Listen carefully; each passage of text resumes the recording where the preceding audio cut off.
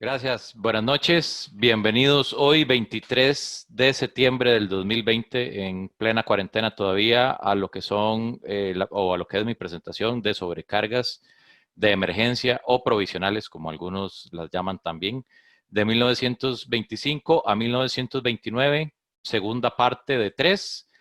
Hoy vamos a ver las emisiones o las sobrecargas de 1926 y de 1928. De hecho, es una sobrecarga de cada año. Para comenzar, nada más quería decirles que la vez pasada yo hice rifas, hice concursos y para esta el malo me dijo que no lo hiciera, que el grupo de mi oficina no se merecía que yo hiciera más rifas, más concursos. Entonces, lo siento mucho. Cualquier queja con el malo, ahí vamos. Tiene razón. Eso sí, antes de comenzar, había un concurso o una dinámica de la presentación anterior para ganarse esta bellísima pieza de historia postal relativamente compleja. Don Luis Fernando puede avalar esto. Y la dinámica consistía en que tenían que ir al video y comentar algo del video. Después de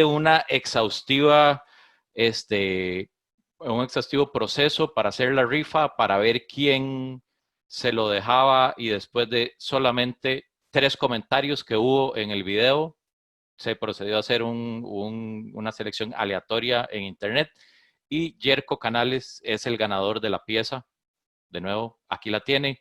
Yerko, lo que necesito es que me envíe su dirección de correo para enviarle el sobre. Muchas felicidades y se ganó una pieza bastante buena de la filatelia de Costa Rica.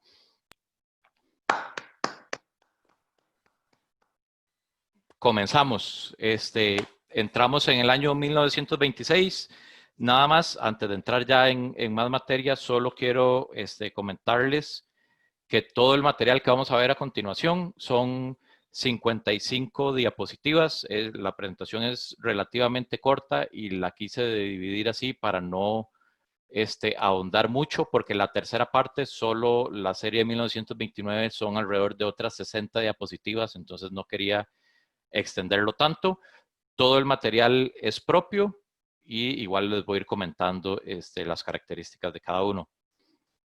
Como les comentaba, 1926, después del gobierno de Julio Acosta, que estaba promocionando mucho lo que era la exportación de café y se podía ver en Filatelia, viene don Ricardo Jiménez en 1924 a iniciar su segundo mandato y durante su gobierno, digamos que se sigue fortaleciendo o se sigue promoviendo la exportación de café.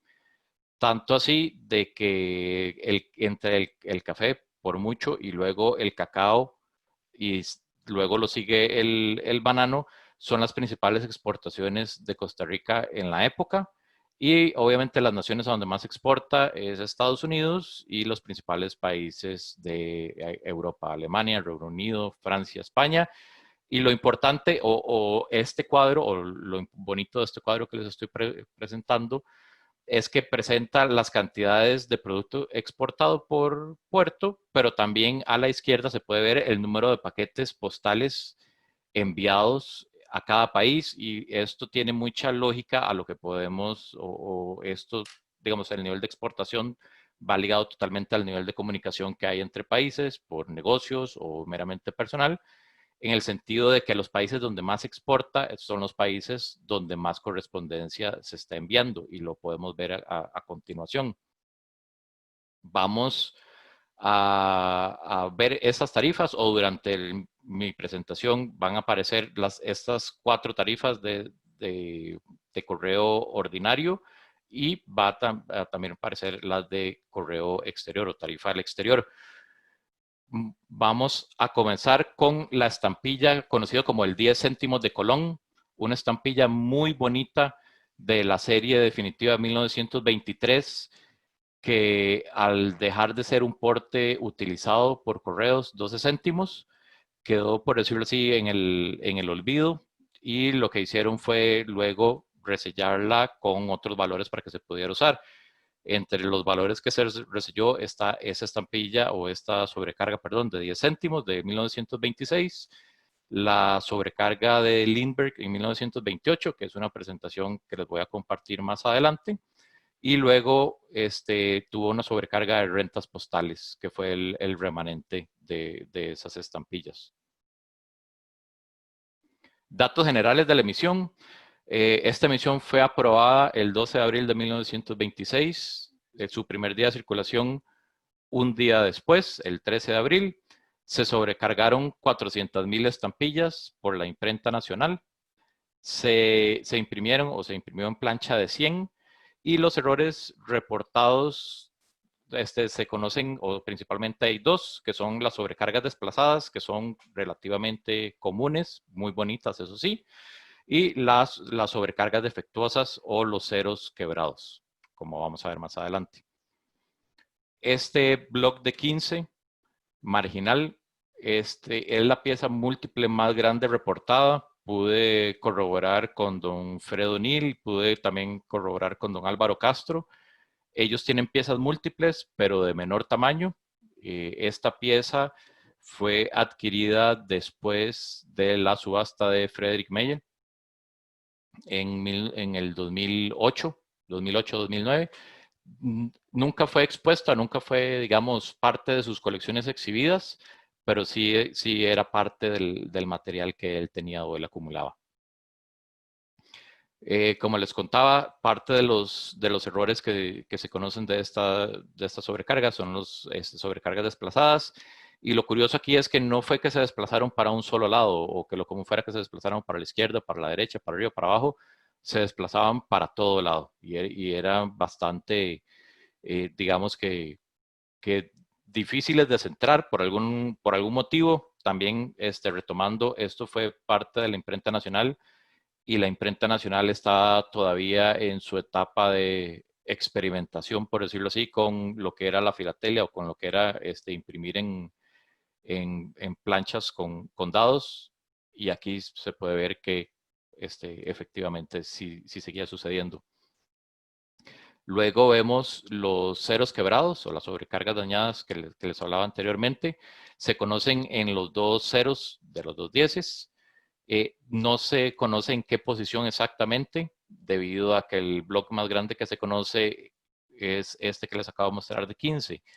Y fue una plancha de 100, todavía tenemos 85 posiciones más que no podemos determinar exactamente dónde se dan estos errores o estos defectos en la sobrecarga. Sí son constantes, sí se puede decir que son constantes porque posee otros exactamente con los mismos errores. Luego vemos un error de impresión o parece como un exceso de grasa a la hora de imprimir la estampilla o en la estampilla base, que se ve como dañado el color, se ve como difuminado, y tras de eso tiene la sobrecarga corrida. Luego tenemos una impresión en espejo que se reportan solo 3. En teoría deberían existir las 100 del pliego anterior que cayó uno encima de otro, pero se reportan solo 3 en existencia hasta ahora. Entramos a lo que es historia postal y antes de comenzar quería comentarles un dato curioso. Esa estampilla se sobrecarga o sale a la luz porque la estampilla anterior de 10 céntimos que hubo fue la estampilla de la serie de la anexión del partido de Nicoya de 1924, o sea, 2 años antes. Ya había escasez de esta estampilla y se decide sobrecargar esa estampilla para que fuera utilizada en un lapso de 2 años, desde el 26 hasta el 28, cuando salía venía la próxima estampilla de 10 céntimos. Lo curioso aquí es que absolutamente, o no absolutamente, un 95% de los sobres que tengo yo, que he podido ir acumulando a lo largo de unos 10 años aproximadamente, están usados en 1926. Los sobres usados que no sean en 1926, que no sean filatélicos, son bastante complejos. Y lo común de estas emisiones es que se utilizaran en zonas, por decirlo así, alejadas. Se usaban también en San José digamos, en el Valle Central, que se conoce como la zona más desarrollada de Costa Rica, pero son bastante comunes de ver de zonas del Atlántico o zonas del Pacífico Norte. Perdón, entonces, este sobre enviado de San José a Turrialba con el porte básico de la época, 10 céntimos. Como podemos ver, la sobrecarga en las barras de la izquierda, la barra superior, está gastada. Igual, esto es el primer, digamos, o es el único ejemplar que tengo con la barra gastada. No sé exactamente si fue un error de impresión o fue la barra que poco a poco se fue gastando al usarse la sobrecarga. De nuevo, por los tamaños de las piezas que se tienen y de las posiciones que se han podido identificar, esto no se ha podido identificar, entonces no sabría decirles ni siquiera si es constante.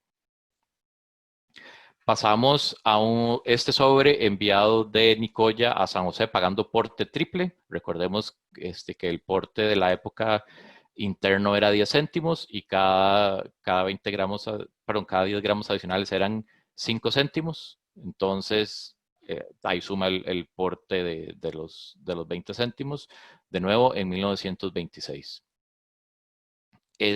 Basamos ya los sobres un poquito más complejos por la zona y por su composición de porte. Es un sobre certificado con valor declarado, enviado de Matina, que es en el Atlántico. Es meramente una zona bananera, a Turrialba, pagando 50 céntimos de porte, 10 céntimos de porte básico, 20 céntimos de porte de certificado, perdón, y otros 20 céntimos de valor declarado hasta 500 colones. Entonces, tenía 10 colones declarado, está dentro de la tarifa. Este otro sobre enviado de Alajuela a Turrialba con la misma disposición del sobre anterior, solo que todos los sellos son de la estampilla o de la sobrecarga que estamos analizando, enviado de Alajuela a Turrialba, 50 céntimos de porte, igual con valor declarado, declarando 20 colones, de nuevo en el 26, usado en 1926. Pasamos a lo mismo, pero ahora de nuevo al Atlántico, Pocora, un pueblo súper, o un pueblo igual dedicado a lo que era la plantación. En este caso, Pocora se dice que plantaban más cacao que banano, igual en el Atlántico. Es un sobre certificado igual utilizado en 1926. Lo curioso acá estuve buscando información de Pocora del censo o de cuántos habitantes podía tener en la época, y la primera información de censo que hay es de 1963, que eran 609 habitantes. Si traspolamos esto, perdón, a 1926, estamos hablando de que prácticamente de las pocas personas que vivían ahí y que sabían escribir era el encargado y su familia de la plantación de cacao. Pasamos ahora a este sobre enviado de Germania a Turrialba con 30 céntimos de porte. No tuvo valor declarado, no estaban enviando ningún valor dentro, por lo menos que lo declararan. Pagando 10 céntimos más 20 de certificado. Digamos, Germania, perdón, era una población de camino hacia el Atlántico que quedaba en la línea del ferrocarril. Digamos, Germania, si bien no es digamos, un matasellos común dentro de la línea del Atlántico, es de los que, digamos, más se pueden encontrar ya llegando al Atlántico. En este caso, para Germania sí pude encontrar información del censo. Para 1927, un año después de lo que se envió esta carta, eran 678 habitantes.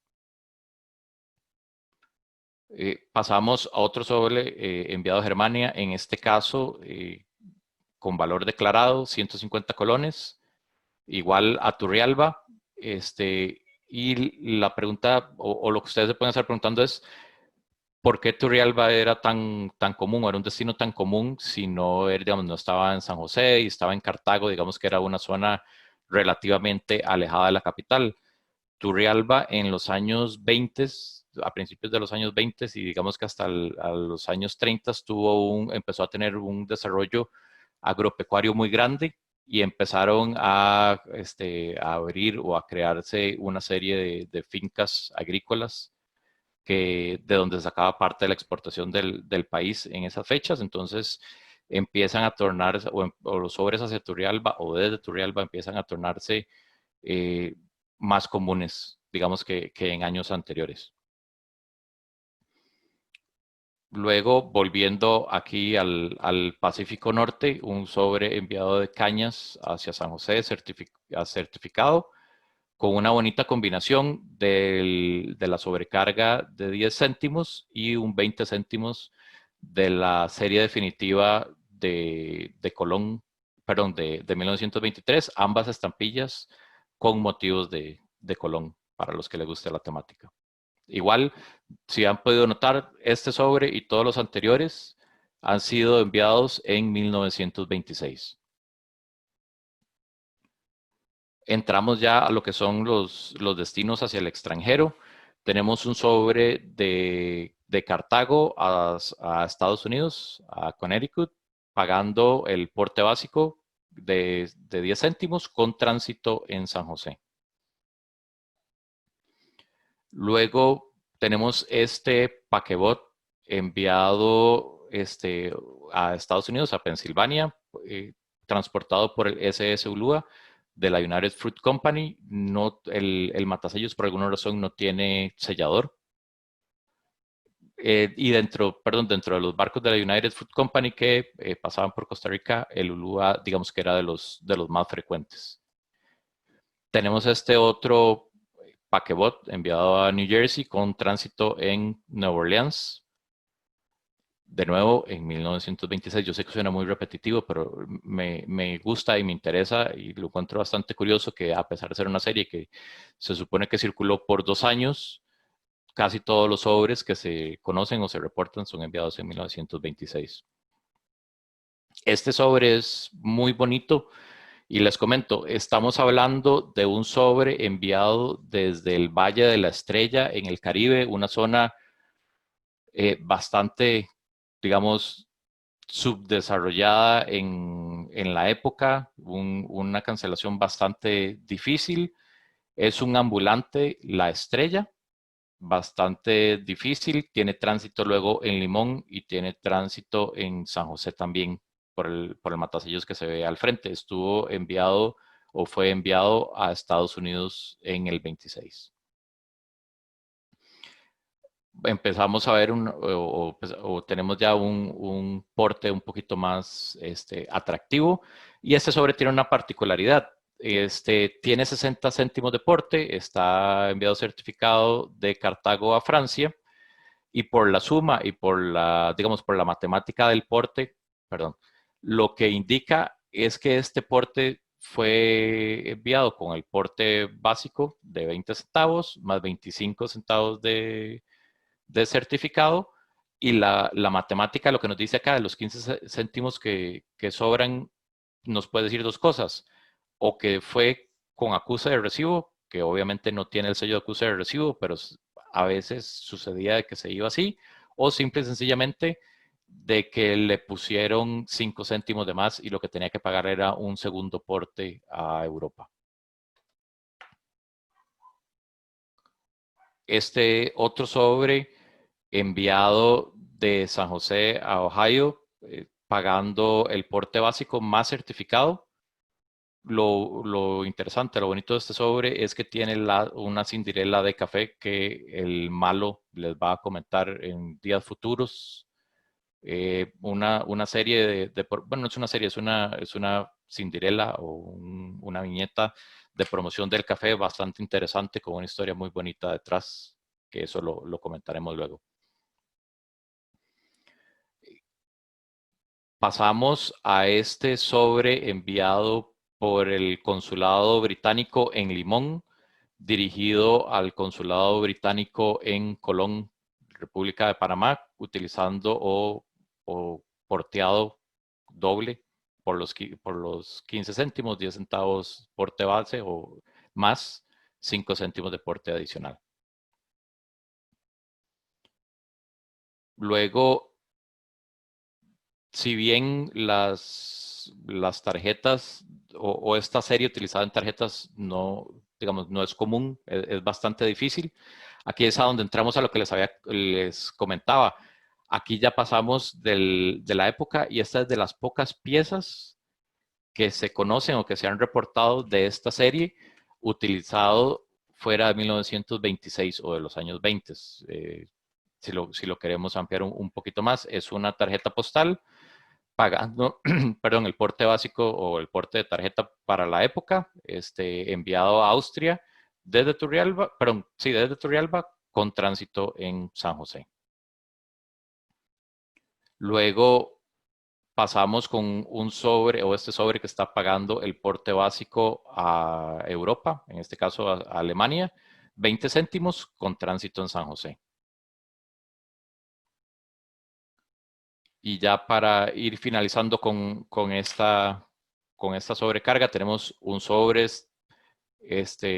perdón, no es certificado, es un sobre pagando porte sencillo de limón Alemania con una bonita combinación de estampillas, incluyendo el 3 céntimos de la sobrecarga de 1925 que les había comentado anteriormente.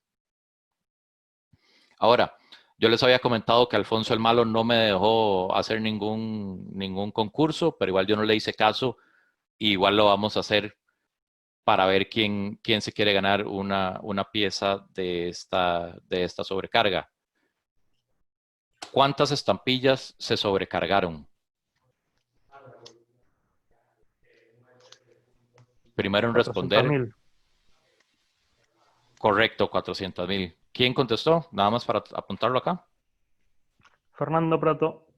Muy bien, Fernando. Nada más, Fernando Prato. Pura vida.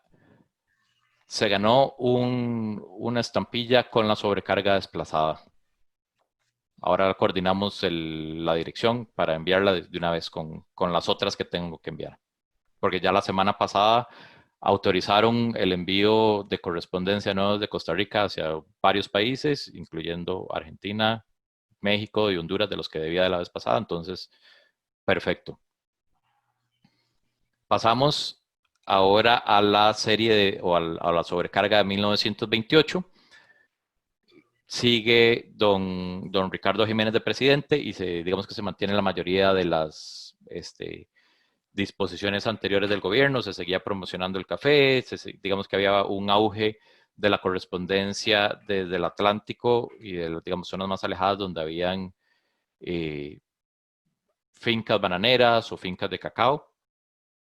Y viene el sello de 5 céntimos de Simón Bolívar. Este sello lo hemos visto anteriormente. Es un sello, digamos, originalmente es de 15 céntimos y fue también utilizado en las sobrecargas de los saquitos de café que presentó el Malo anteriormente. Dentro de la cantidad que se habían emitido y siendo 15 céntimos un porte que se tornaba, digamos, no propio de esta época, se decide sobrecargarla con 5 céntimos para suplir un faltante de estampillas de 5 céntimos que había en la época, igual por parte de la imprenta nacional. Entonces, esta emisión o esta sobrecarga fue aprobada el 21 de abril de 1928. El primer día de circulación fue el 28 de abril de 1928. Se sobrecargaron 500.000 estampillas utilizando plancha de 100 y dentro de los errores reportados que tenemos son el cornete del 5 colones, del 5 céntimos, perdón, que es recto, no es curvo. Si nos devolvemos acá nada más, vemos que abajo el 5 colones tiene como una curvita, que se conoce como el cornete en la sobrecarga o en este error es recto, lo vamos a ver más adelante, generalmente es redondeado o curvo. También tenemos la sobrecarga invertida y desplazada y el 5 relleno, que es una variedad no constante. Este es el pliego completo de la prueba de la sobrecarga, a diferencia del 10 céntimos anterior, que no se conoce la prueba de la sobrecarga, en este 5 céntimos sí se conoce. Se hizo solamente en papel cebolla y este pliego es el único reportado en existencia. Luego este es el pliego digamos, de la sobrecarga. De estos pliegos, conversando de nuevo con los coleccionistas que tienen material de la época, don Álvaro Castro, don Fredo Nil, se conocen solamente 2 pliegos de estos. Sería este que les estoy presentando acá y el otro es el que posee don Fredo Nil. En cuanto a los errores, podemos ver arriba a la izquierda el cornete recto. Se ve que no tiene esa curvatura, el 5 céntimos. A la par vemos el 5 relleno, la estampilla de la izquierda, el 5 de la derecha. Tiene digamos, su figura prácticamente toda llena de tinta. Repito, esto no es una variedad constante. Y luego la sobrecarga invertida y desplazada a la derecha. De esta sobrecarga se dice que solo existen 100 ejemplares y lo curioso que ocurrió acá es que a la hora de que se imprimió la estampilla, perdón, la sobrecarga al revés o invertida, se corrió hacia la derecha. Entonces, tiene una particularidad que en la estampilla, en la primera estampilla o en la primera columna de la izquierda, la estampilla solo va a tener un 5. Y si nos vamos a la última columna de la derecha o al selvage de la derecha, vamos a ver que el 5 o el último 5 cae sobre el selvage y no sobre la estampilla. De nuevo, no se conocen estampillas con la sobrecarga invertida y que esté bien centrada o que esté bien posicionada. Todos los que se conocen son desplazadas. Entramos de nuevo a esta ocasión lo que es la historia postal y aquí quiero hacer la misma aclaratoria o el mismo comentario.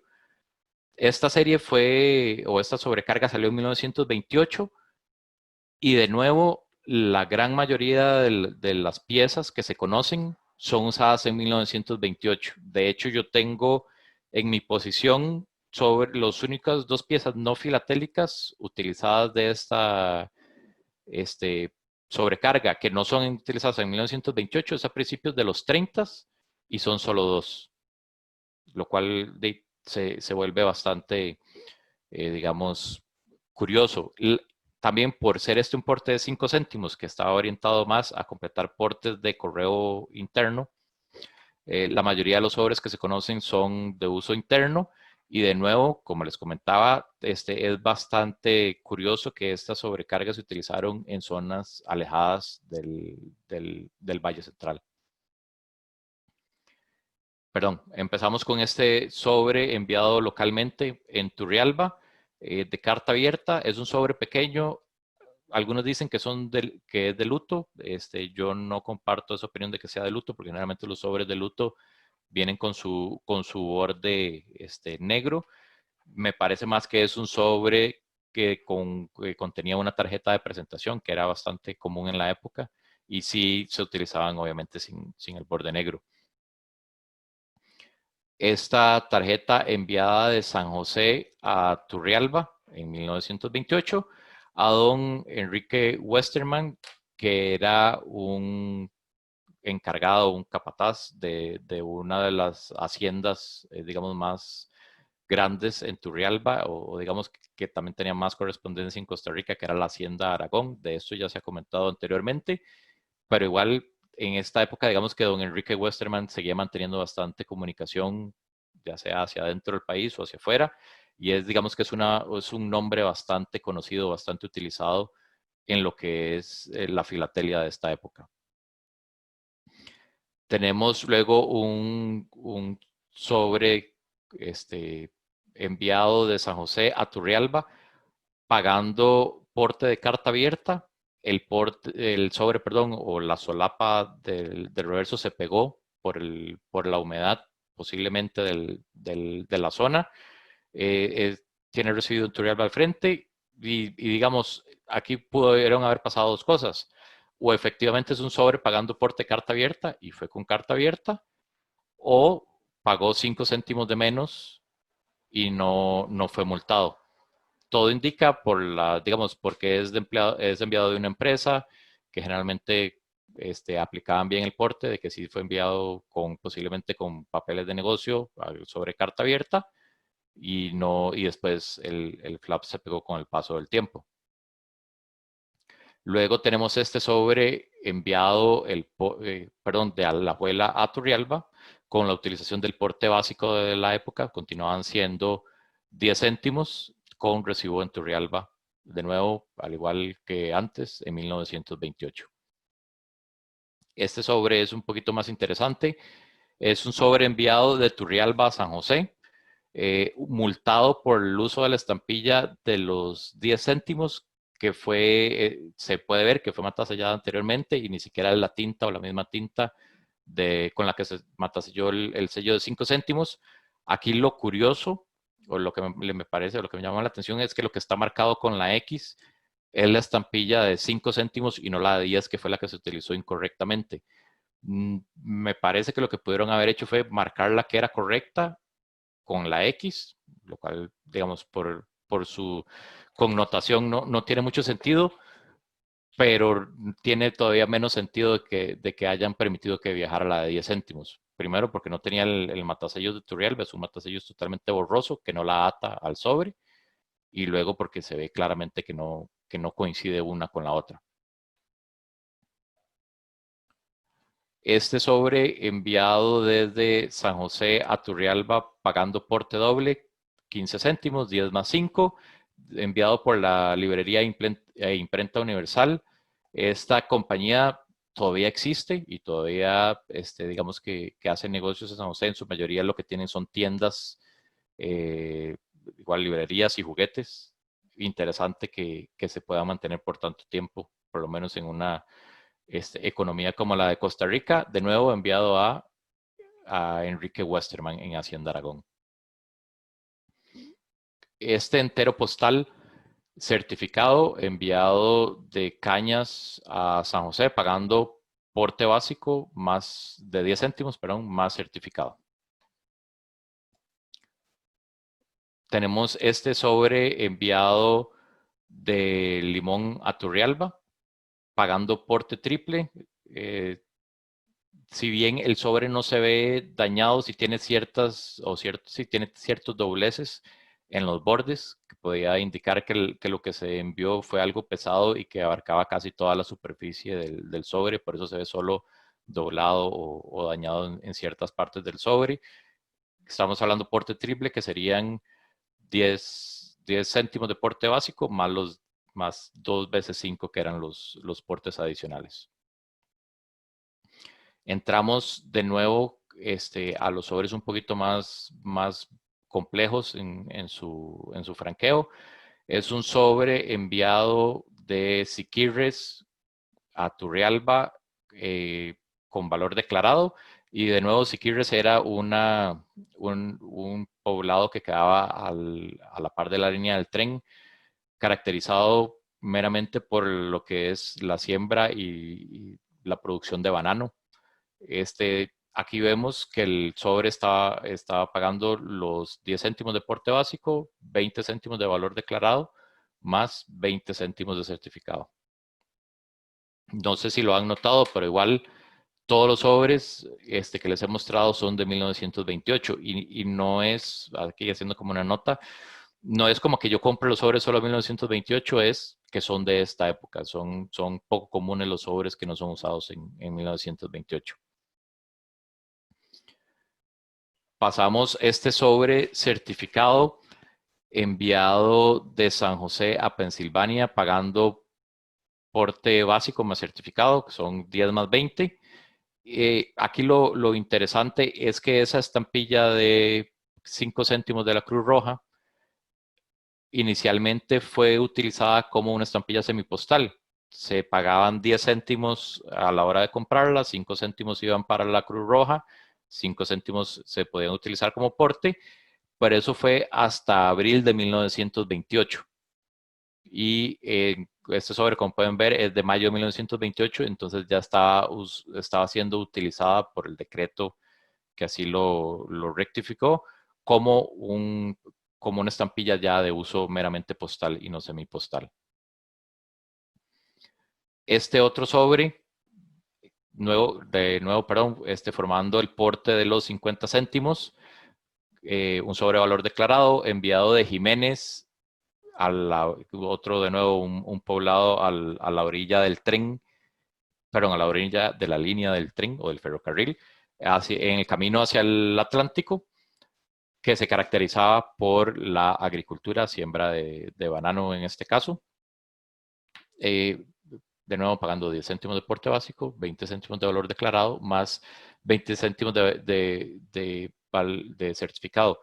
Estos sobres o estas cancelaciones de la línea del tren son, digamos que, complejas o difíciles de conseguir, y aún más con los marbetes de certificados que vienen con el nombre preimpreso. De hecho, hay una serie de estos etiquetas de certificado o marbetes de certificado bastante interesante que podríamos mostrarle un día de estos, porque hay de zonas bastante, digamos, de pueblos bastante pequeños, como en este caso de Jiménez, que viene siendo curioso que contaran ya con sus etiquetas o con sus marbetes preimpresos. Este otro sobre con valor declarado enviado de Siquirres a Turrialba, como lo habíamos comentado anteriormente. Siquirres, igual que Jiménez, es un poblado que queda al lado de la línea del tren, caracterizado por lo que es la siembra de banano. Pasamos a este sobre certificado enviado de Esparta, hoy en día conocido como Esparza, a San José en 1928. La mayoría de sobres, como ustedes pueden ver, son del lado del Atlántico. Este es uno de los pocos sobres o del uso de esta sobrecarga que se tiene con origen del lado del Pacífico. No es como que haya habido escasez o mucho menos, por lo menos eso no se reporta. Simple y sencillamente, pues, por el destino o por cosas del destino, la mayoría de sobres que se conservan son los sobres del Atlántico. Este sobre, bastante bonito, pero filatélico, es enviado de San José a Alajuela, pagando un porte de un colón 60, el cual era prácticamente imposible de usar en la época. Aún así, vale la pena tenerlo por el colorido, por la forma de este sobre. Se dice que, o haciendo la matemática, ese colón 60 estaría pagando 31 portes, lo cual no viene al caso, y obviamente se ve que es filatélico. Se dice certificado o tiene la nota de certificado, pero no tiene el marbete o la etiqueta de certificado, por lo que se podría decir de que, a pesar de que le pusieron la leyenda, nunca fue enviado certificado. Pasamos ahora a los sobres enviados al exterior. Este sobre, pagando porte básico, de San José a Managua. Si bien Nicaragua queda a la par de Costa Rica, la correspondencia de esta época a Managua es bastante escasa o es bastante difícil de conseguir, les pude explicar en la sobrecarga anterior. La mayoría de la correspondencia al exterior de Costa Rica iba a Estados Unidos y Europa. Entonces, aún así, en esta época los destinos de Centroamérica son bastante escasos. Tenemos este otro sobre enviado de Pacayas, en Cartago, a Nueva York, con tránsito en San José. De nuevo tenemos un paquebot transportado o puesto desde o en el Ulúa en 1928, al igual que todos los sobres anteriores usados en 1928. Este sobre, enviado de Cartago a la zona del canal o Canal Son, con tránsito en San José, proviene del Sanatorio Durán. El Sanatorio Durán fue un hospital o digamos que un lugar de retiro para personas que tenían tuberculosis, y fue bastante, digamos, era utilizado por la gente de la época que tenía bastantes recursos. Hoy en día la estructura todavía existe, pero ya no se utiliza para estos fines, es meramente un destino turístico basado o lo que llama la atención es la estructura antigua y las historias de fantasmas que tiene el edificio. Este sobre enviado de Turrialba a Alemania pagando porte básico, los 20 céntimos, de nuevo la estampilla de la Cruz Roja al ser utilizada en mayo ya estaba siendo utilizada como porte regular y no como una estampilla semipostal. Este es uno de los dos sobres que les había comentado anteriormente, que poseo, que es usado fuera de 1928. Es enviado de Cartago a Turrialba, pagando el porte de 13 céntimos, que era el porte interno de esa época. Fue un porte que duró aproximadamente un año, recibido en Turrialba. Y la otra pieza que tengo es este sobre certificado enviado de San José a California por don Alex Cohen. Era un filatelista y un comerciante de sellos postales, pagando porte triple, lo cual tiene lógica por el desgaste que se ve en el sobre, lo cual equivaldría que son 40 céntimos y 35 céntimos de certificado. Si bien, como dice aquí la nota, el sobre está pagando 5 céntimos de más, porque no hay tarifa que se acomode a esos 5 céntimos que tenía la persona. Posiblemente tenía las estampillas, las puso y no sabía que se estaba pasando 5 céntimos de más por el peso, o simplemente quiso ponerle una estampilla diferente a las que ya estaba utilizando a la tira de la anexión del partido de Nicoya para que se viera diferente el sobre. Para finalizar, tengo otra pregunta para el que quiera ganarse una pieza de esta sobrecarga. La pregunta es, ¿cuántas estampillas se sobrecargaron? 500,000. 100. 500,000. ¿Quién fue la respuesta? Heinz. Heinz. Perfecto. Heinz, felicidades. Gracias Se a ti. ganó un sobre con porte básico a Estados Unidos de esta serie. Gracias. Tenía pregrabada la respuesta. No con calme, Muy bien. no tienes Muchísimas gracias. Esta fue mi presentación de la segunda parte de la sobrecarga del 25 al 29 y los espero en octubre con la tercera parte y en noviembre con mi presentación de la sobrecarga conmemorativa de la visita de Lindbergh. Quedo abierto a preguntas, comentarios, sugerencias. Gracias, Alfonso. Felicitaciones. Gracias, Alfonso. Gracias. Muchas gracias. Y gracias por la estampilla que gané. Pura vida. Preguntas. Muchas gracias, Alfonso, por el premio otorgado, por la presentación anterior. Muchas gracias. No, La fue bien verdad que ganado. es muy claro, la verdad. Excelente, Alfonso, realmente. Gracias. Bien, bien claro. ¿Preguntas por ahí?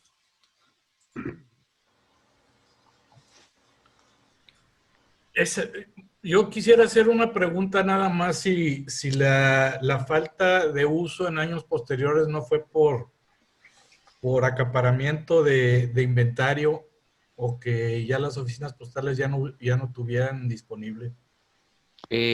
Muy buena pregunta y a esa muy buena pregunta no le tengo digamos, una respuesta concreta. Tal vez don Luis me pueda ayudar elaborando un poquito más, porque digamos, lo normal, y yo no sé si pudieron observar, es que esas estampillas eran utilizadas en zonas alejadas, o su mayoría eran, o dentro de la historia postal que se conoce, era utilizado en zonas alejadas. Posiblemente sí hubo algo de acaparamiento por el mismo sentido de que se usaba mucho para paquetería postal y eran, digamos que valores relativamente bajos, se podría prestar para acaparamiento, pero dentro de lo que se puede ver o dentro de lo que se conoce no hay como una nota detallada o que así lo especifique de que hubo ciertas personas, como digamos en en la misión o la sobrecarga de 1922 que presentó el malo, que sí se sabía que había gente que acaparó gran cantidad de esa emisión. Bien. Muy buena, felicidades. Gracias. Muy buena. Walter. Fonsi, muy buena charla, te felicito.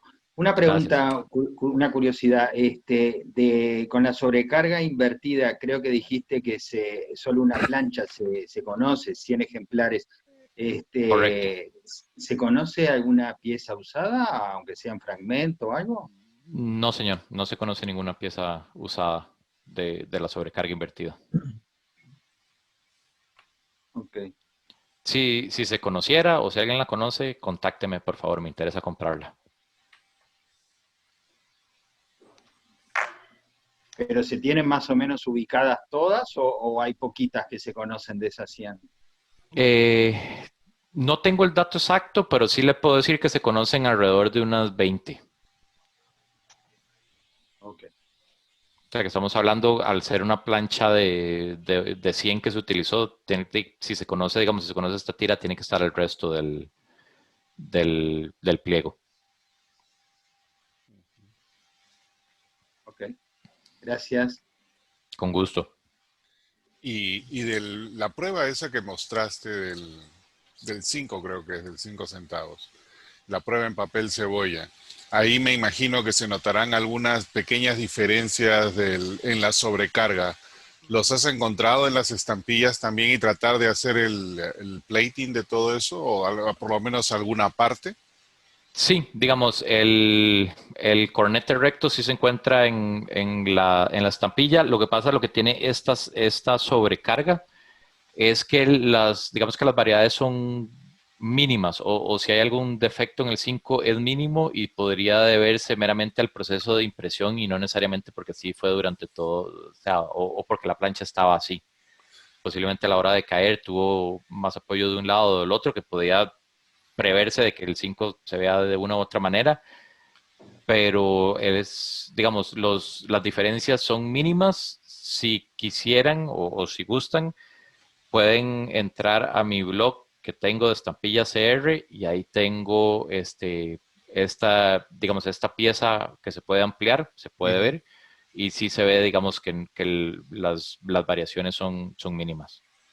¿Y las distancias entre los 5, todo eso, son constantes o hay variedades como para determinar cierta posición? No, son constantes. Okay. Digamos, dentro de lo que la imprenta nacional podía hacer en la época, que era bastante, digámoslo así, defectuoso, en eso sí se cuidaban bastante. Se esmeraron. Sí. Alexander.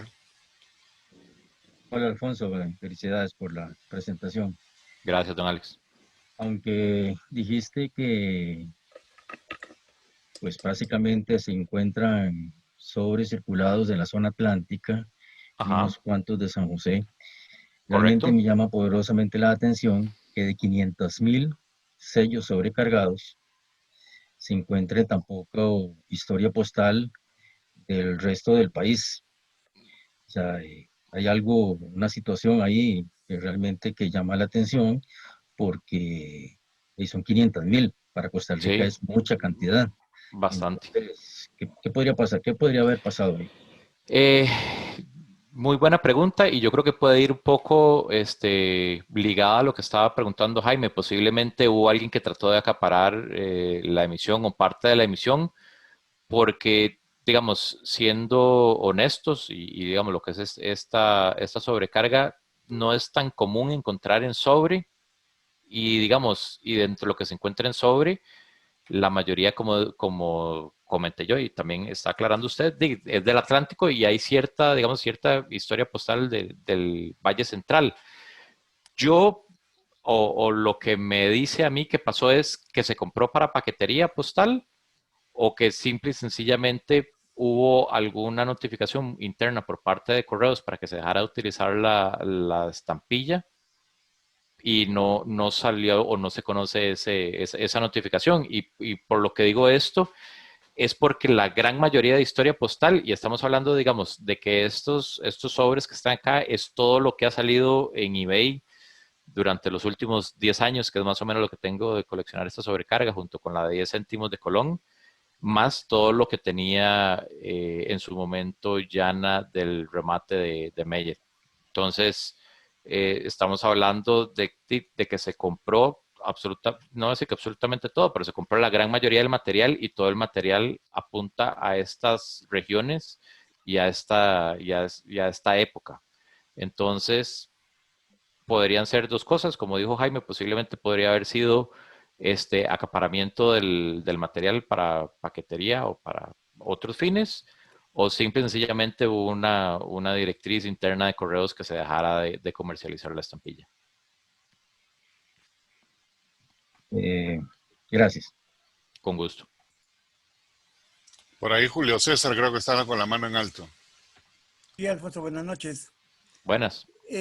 Tú mostraste la estampilla, la sobrecarga invertida que estaba encima de la solapa del pliego, ¿no es cierto? Sí, señor. Si tú volteas el pliego, tú ves que en la parte izquierda es más angosto que en la derecha, por eso seguramente al momento de poner al revés el pliego se corrió. Podría ser. Porque si tú muestras el pliego entero, el lado izquierdo está más delgado que el derecho. A ver, fíjate, ¿puedes poner el pliego? Ahí está, no sé si pueden ver la pantalla, pero está puesto en ese... No, no está compartido en este momento.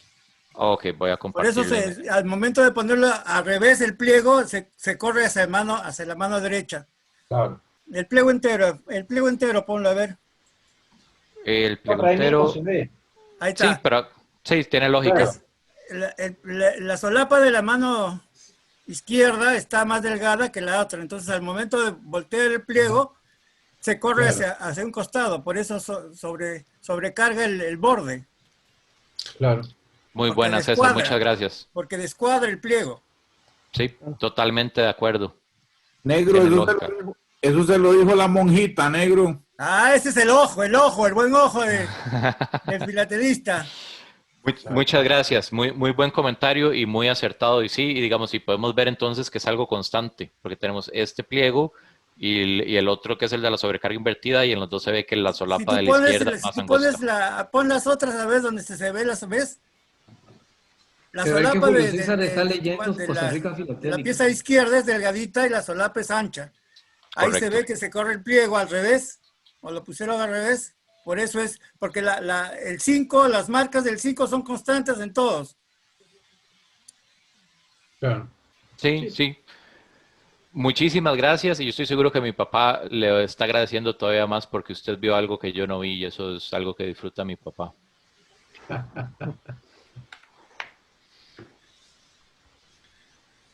Pero en defensa de tu observación, no necesariamente todos los pliegos pudiesen haber tenido la misma disposición, ¿no? De repente quedó con un lado del margen más grueso, o más ancho, pero ya perdona, Henry, pero la placa que se hizo, la prueba de cuño estaba hecho sobre esto. Entonces, todo tiene que ser constante, porque ya la prueba de papel cebolla estaba sobre este pliego. Por lo tanto... Eso es lo interesante. Lo que habría que ver es si la dimensión del papel cebolla incluye los márgenes o solamente incluye la parte de las estampillas. Porque si incluye la parte de las estampillas, definitivamente va a crear esta sensación visual que dice Julia, ¿no? Igual la manera de sacarse la duda es invertir la pieza y hacerla coincidir con el papel cebolla. Claro. No, yo diría con la plancha normal. En Costa Rica filatélica. Claro, si vos tenés la plancha, haces coincidir los invertidos, dándolos vuelta y vas a ver, para mí que coinciden, sí. Yo creo que lo que dice Julio es totalmente lógico. Sí. Digamos, aquí estoy midiendo la prueba en papel cebolla contra el pliego y, digamos, el tamaño de la prueba de papel cebolla no es del tamaño del pliego. Posiblemente lo recortaron o no sé qué, o simplemente lo hicieron con otro papel o con otras dimensiones, pero el papel cebolla no, digamos, no es de la misma dimensión del pliego. Claro, pero si tomás los que están invertidos y los haces coincidir con la plancha entera, capaz que coincide, por ejemplo, apoyándola por un margen o apoyándola por el otro. Sí, no, eso sí tiene lógica. Seguramente coinciden. Bien, tú. Sí, eso sí. Pero gracias, César, muy bueno. Ah, bueno. Sí. Interesante. ¿Alguna otra pregunta por ahí? Parece que estamos. Sí, parece que estamos. Yo tengo una. ¿Qué pasó? ¿Quién se cayó? No sé. El malo se despertó. Se cayó, se despertó. Yo tengo una. Alfonso, muy interesante tu charla. En una de las estampillas que nos mostraste primero, la de Colón, con la sobrecarga de 10 centavos, nos mostraste un sobre que iba a este señor A.C. Roessler. ¿Lo puedes poner de nuevo? Era un sobre, A ver. algo amarillentito, sí. ¿Era de uso local o este? Creo que tenía marca Paquebote. Ah, es este. Solo por curiosidad, creo que me salgo un poco del tema. Para esta época ya existía servicio aéreo en Costa Rica. Para el 26. Te lo pregunto porque los sobres que tenemos aquí de Honduras, dirigidos a este señor que era un reconocido aerofilatelista, todos tienen algo que ver con algo de la aviación. Y me llama la atención que este sobre lo hayan enviado por vía marítima. Hasta donde yo tengo conocimiento, no había servicio aéreo en Costa Rica en esta época. Pero tal vez don Luis me pueda ayudar respondiendo a esto. No había. Gracias, don Luis.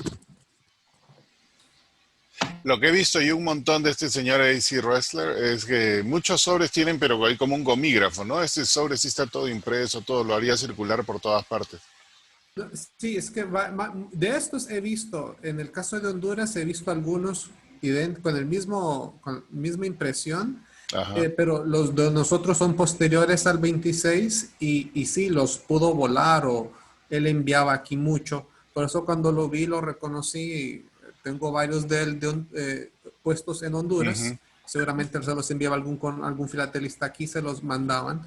Pero casi todo lo que he visto de él es por cuestiones aéreas. Entonces, por eso me llamó mucho la atención ver que tiene la marca Paquebot.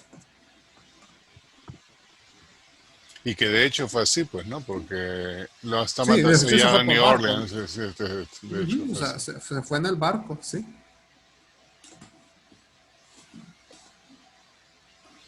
¿Algo más por ahí?